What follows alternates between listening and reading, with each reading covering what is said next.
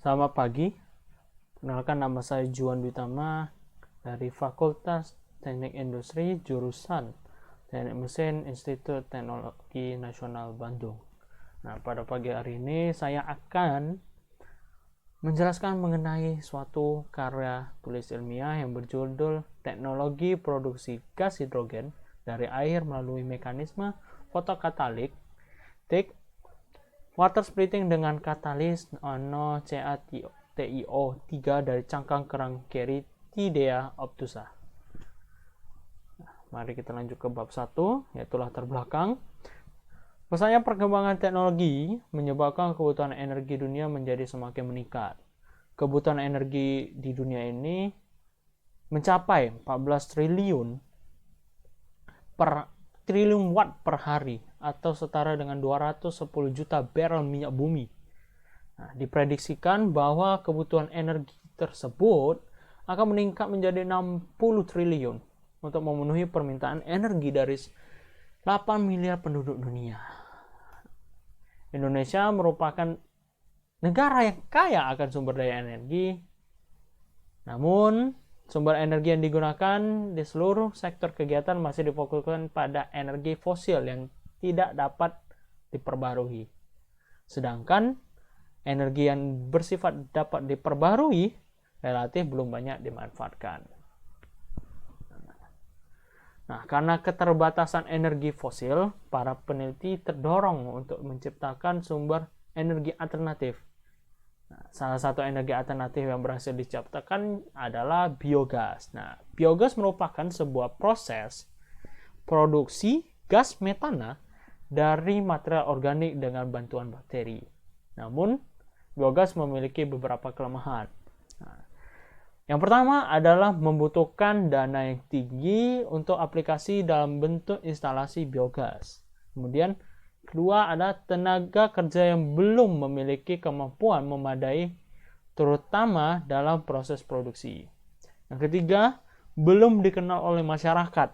Nah, dan yang keempat, tidak dapat dikemas dalam bentuk cairan dalam tabung dan belum bisa disebut sebagai seperti LPG, sehingga pemakaian harus berdekatan dengan sumber biogas, atau pada akhirnya biogas belum bisa dipasarkan. Selain biogas, saat ini telah banyak penelitian yang dilakukan dalam menciptakan energi terbaru, yaitu hidrogen. Nah, hidrogen sangat berpotensial digunakan sebagai sumber energi karena sifatnya yang ramah lingkungan. Nah, untuk memproduksi gas hidrogen ini ada beberapa metode yang dapat dilakukan. Salah satunya adalah metode elektrolisis. Nah, metode elektrolisis ini adalah peristiwa penguraian senyawa air H2O menjadi gas hidrogen dan oksigen menggunakan arus listrik. Nah, tetapi ada kelemahannya, yaitu memerlukan energi listrik selama reaksi serta proses tersebut sangat lambat sehingga membutuhkan katalis untuk mempercepat reaksi dan menambah jumlah gas hidrogen yang diproduksi.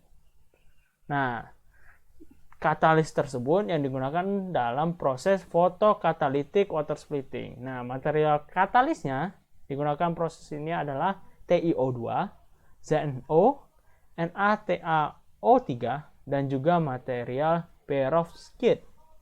Nah, material perovskite ini adalah salah satu jenis material yang banyak digunakan sebagai proses katalistis, fotokatalis. Nah, katalisnya itu adalah CaTiO3. CaTiO3 atau kalsium titanat adalah perovskite yang biasa dikenal dengan kalsium titanium oksida, merupakan fotokatalis yang banyak digunakan untuk water splitting dibandingkan semikonduktor lain. Nah, CaTiO3 ini bisa dijumpai di cangkang kerang mata merah yang mengandung CaCO3. Nah, kedua, ada rumusan masalah. Seperti yang dilihat, rumusan masalahnya cuma satu, yaitu Potensi cangkang kerang mata merah sangat menjanjikan sebagai sumber CaCO3 untuk pengolahan material CaTiO3. Nah, salah satu aspek yang berpengaruh penting dalam proses fotokatalis water splitting yaitu luas permukaan. Di mana jika luas permukaan semakin besar, maka semakin baik pula kinerja materialnya. Maka dari itu, perlu dilakukan modifikasi material CaTiO3 menjadi nano CaTiO3 agar luas permukaannya menjadi semakin besar. Nah, masalahnya adalah bagaimana kita memodifikasinya. Nah, tujuan dari fotokatalis ini adalah mengolah cangkang kerang mata merah sebagai sumber material CaTiO3. Kemudian memodifikasi CaTiO3 menjadi nano CaTiO3 untuk menciptakan luas permukaan. Yang terakhir, mengetahui aktivitas fotokatalitik nano CaTiO3 dalam produksi hidrogen dan air. Kemudian manfaatnya adalah bagi masyarakat mengurangi penggunaan bahan bakar fosil dan menggunakan energi terbaru hidrogen yang ramah lingkungan. Kemudian bagi pemerintah, membantu pemerintah dalam menangani masalah kekurangan energi yang diakibatkan oleh penambahan jumlah penduduk setiap tahunnya. Nah, bagi industri memberikan alternatif sumber energi yang dapat digunakan dalam kegiatan perindustrian. Bab 2 mengenai pembahasan. Nah, pertama kita harus tahu mengenai karakteristik dari fotokatalis nano CaTiO3. Nah, perhatikan pada gambar satu ini.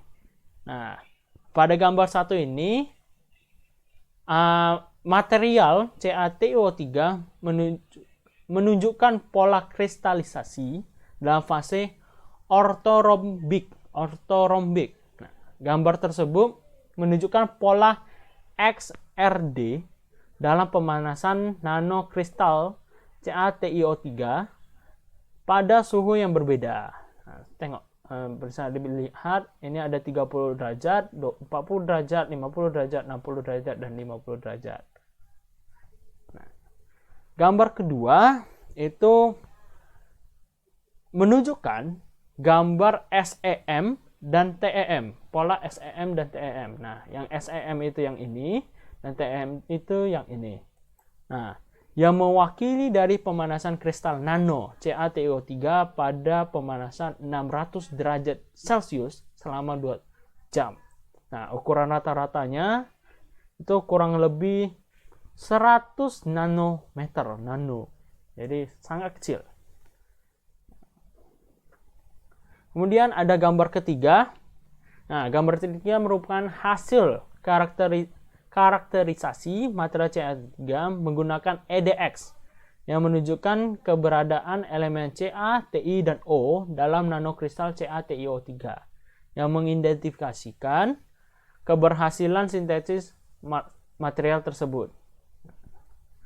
Bisa dilihat Ca, Ti, nah, digabung pada suatu energi, digunakan energi.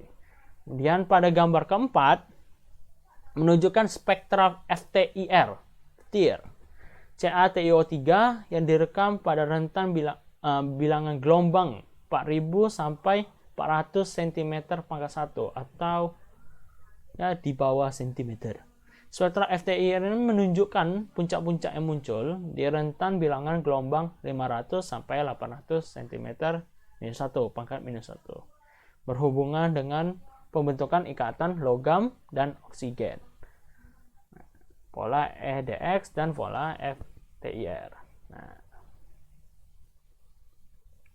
ada gambar kelima, yaitu merupakan absorpsi optik dari berbagai kristal nanoperovskit yang dilakukan dengan spektrometer serapan UV VIS. Nah, dari gambar tersebut dapat dilihat nilai energi pita yang dimiliki oleh kristal nano CaTiO3, NiTiO3, ZnTiO3. Nah, dihitung pada urutan 3,4, ini yang 3,4, yang kemudian ada 2,4 dan 3,1. Nah, bisa dilihat yang bagus yang mana, yang kita pakai yaitu CaTiO3 dibandingkan dengan yang lain. Begitu. Kemudian pada gambar ke-6 menunjukkan perbandingan luas permukaan material CaTiO3 dan ada suhu pemanasan yang berbeda. Nah, ada pada suhu, kita tengok di A, B, dan C. Nah, A itu pada suhu 600 derajat Celcius, B pada suhu 700 derajat Celcius, dan C pada suhu 800 derajat Celcius. Nah, hasil katerisasinya tersebut menunjukkan adanya penurunan luas permukaan material seiring dengan meningkatnya suhu pemanasan. Nah, dari awal yang 600, nah, semakin lama semakin turun ke 800. Ini 800, ini 700, dan ini 600. 600 paling tinggi. Nah, itu pola UV phase. Kemudian satu lagi pola adsorpsi dan desorpsi, bisa dibilang seperti itu. Kedua, aktivitas fotokatalistik water splitting nano CaTiO3.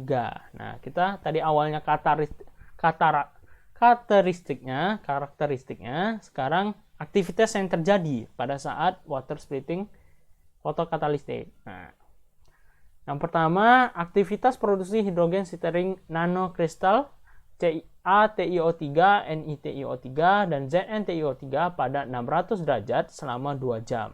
Nah, hasil ini menunjukkan bahwa aktivitas nano CaO3, yaitu yang ini, yang hitam, jauh lebih baik daripada NiTiO3, yaitu yang merah, dan juga ZnTiO3 yang hijau. Sehingga dapat simpulkan bahwa nano CaTiO3 adalah katalis yang menjanjikan untuk pemisahan air menjadi hidrogen.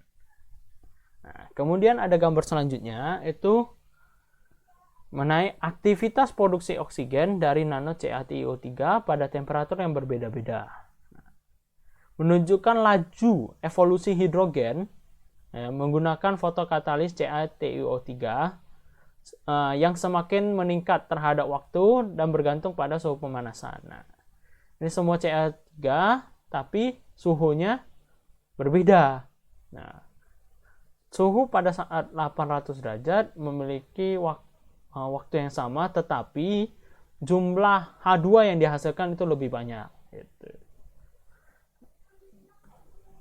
Sekian, ini penutup bagi saya. Kesimpulan yang bisa kita dapat bahwa perovskit nano CaTiO3 diperkirakan dapat digunakan sebagai fotokatalis yang memproduksi gas hidrogen dari air sebagai sumber energi bersih terbaru dengan metode fotokatalistik.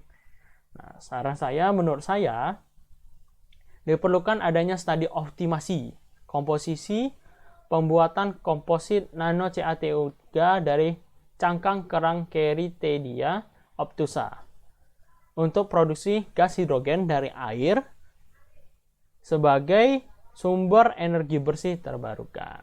Sekian dari saya. Jika ada salah kata, maafkan saya. Terima kasih.